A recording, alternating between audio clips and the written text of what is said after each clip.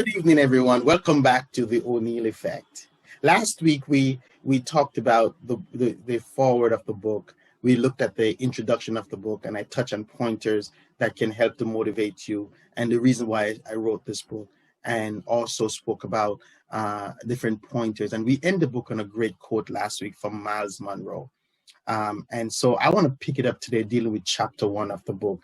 And so many people have already started the procession, moving away from happiness. And so the book, as I said, the topic of the book is Stop the Procession. It's your time to win. And so as I said, it's focused on this woman who lost her husband, lost her son, and feel as if the bottom fell out from underneath her, and she has nothing to go back to. And she's on her way to burying her last hope. She's on her way to burying her support stream. And you know what? Many people are right there right now on the road to procession, moving away from happiness, peace of mind, without even realizing that it's happening. They don't even realizing that it's happening. And this is driven by who you surround yourself with. I had to learn who my real friends were. And those are the ones that motivate me to start again. So let's go to the first chapter. And let's kind of break it down for a little bit. As I said last week, we're not going to give you the entire book, because then that would be defeating the purpose of you going out to get the book. I just wanted to talk to you a little bit about what this is all about. And so chapter 1 says, stop the procession. It talks about the procession, I should say. Chapter 1 deals with the procession.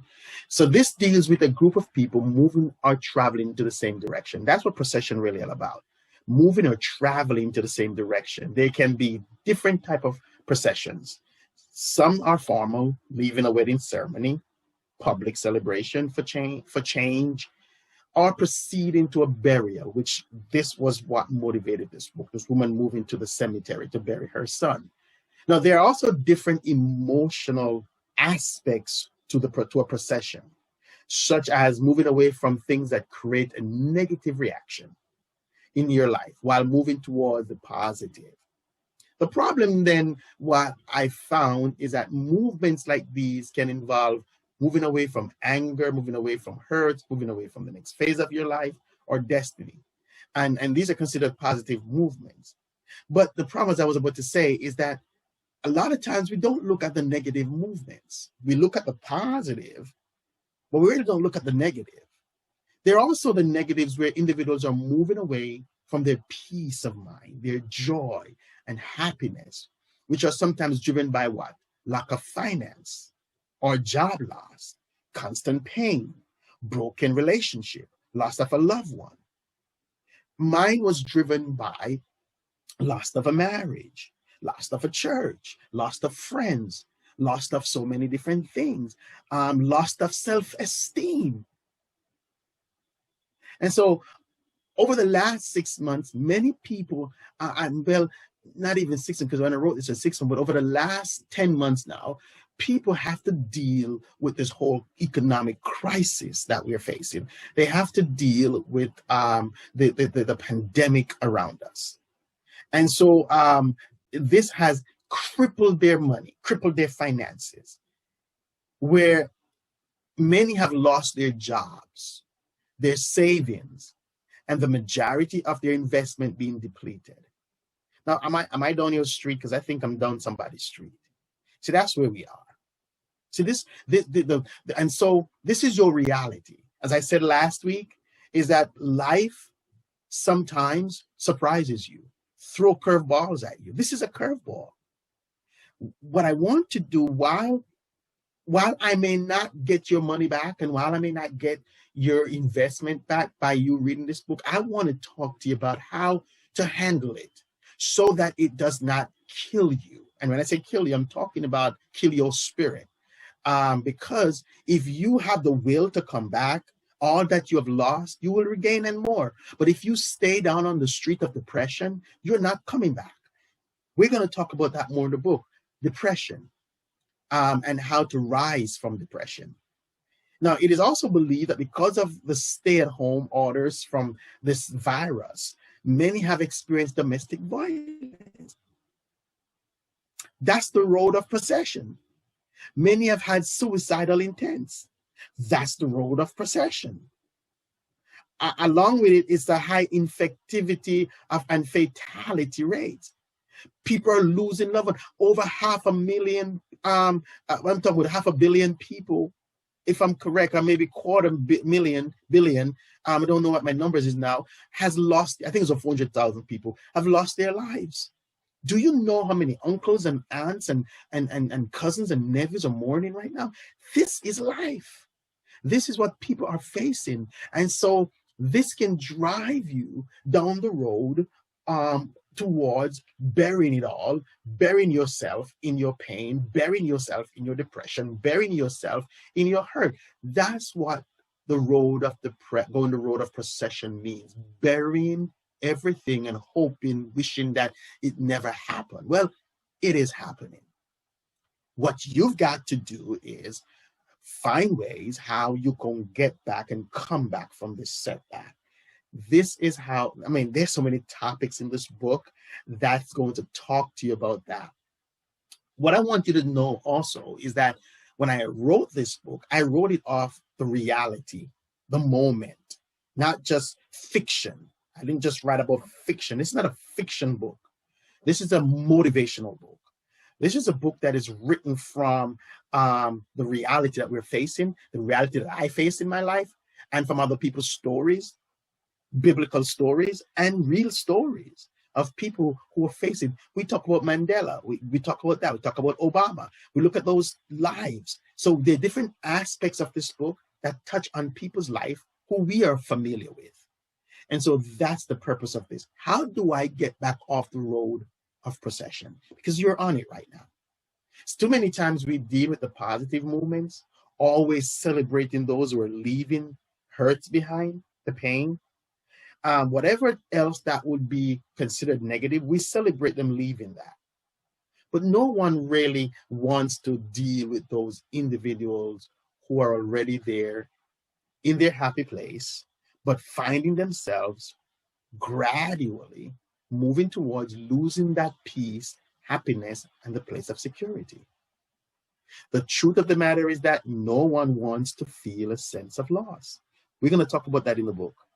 Sense of loss, a sense of hopelessness. We're going to talk about that. That's also in the book. Always feeling like life has turned against them after experiencing some sense of joy and peace. How do you handle that? How do you handle this fall from that time of peace and happiness? How do you deal with that? How do I handle that moment when I was once this happy-going, smiling person, but now I feel like the world is on my shoulder? See, a lot of times you don't tell people your story. Well, here's a good thing.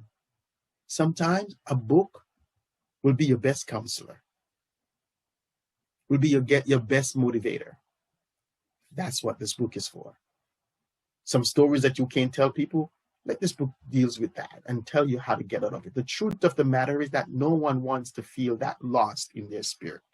I used the current state of affairs, such as the pandemic, because the country is experiencing some sense of prosperity, and how many people started to feel like things can be better. People were getting more money, starting businesses, and then here comes this crisis. The woman in the story must have felt this way. She probably was getting used to the fact that her husband had died, and she's already got over that. He died, and she had her sleep in her lonely bed, and she probably got over that, because her son is still here. Getting back some sense of normality was good for her, and then she has to deal with one more loss. Somebody, you're doing that right now. You have to deal with one loss after another, one loss after another, one loss after another. And you're asking yourself, how do I come back from this setback? How do I make it out of this? That's what this book wants to help you to do. Do not quit. Your testimony is wrapped up in your story. You only get to testify if you have a testimony. Remember that. And you only have a testimony if you overcome the story, or if you overcome the struggle, or if you win through the struggle. You can't testify somebody's story effectively as you would tell your own story. If you have overcome something, win this battle again, because you are an overcomer. You know how to win. Win again. Win again. You're on that road right now. And I want to say to you, don't quit.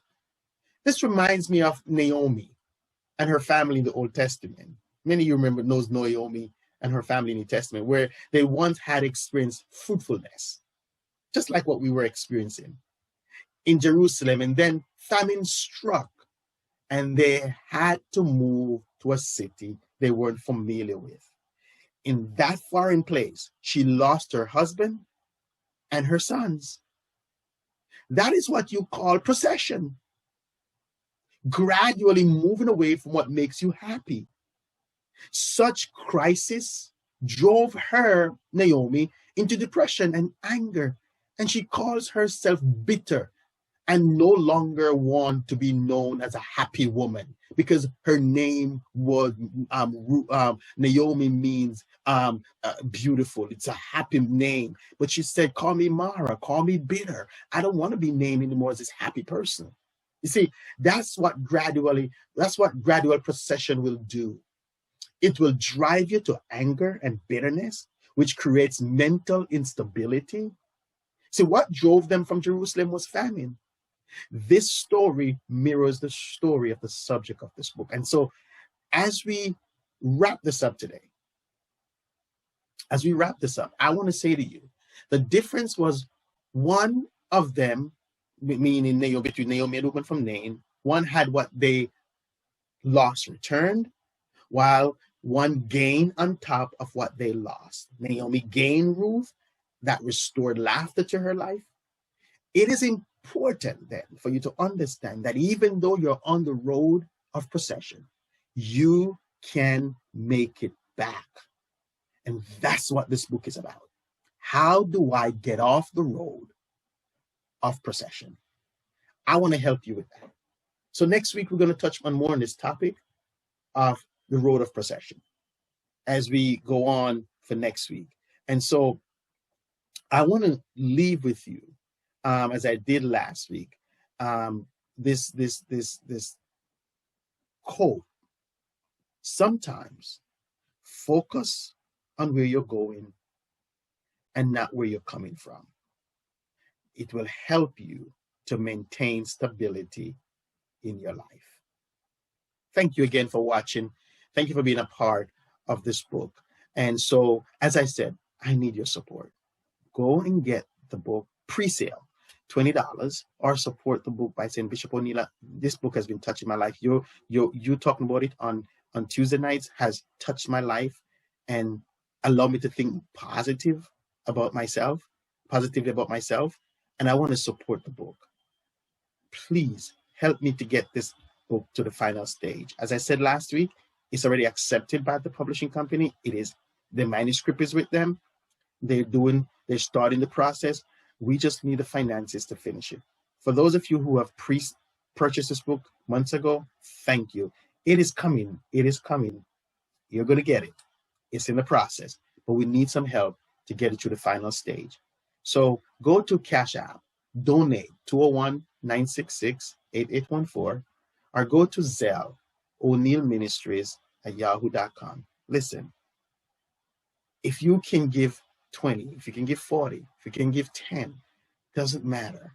I just need everyone to come together and let's support. But if you give $20 or more, the book is yours. $20 or more, the book is yours. If you said, Pastor, I want to buy 5 of these books for $100, go ahead. We need your help. All right? Thank you, and may God bless you. See you again next week, Tuesday.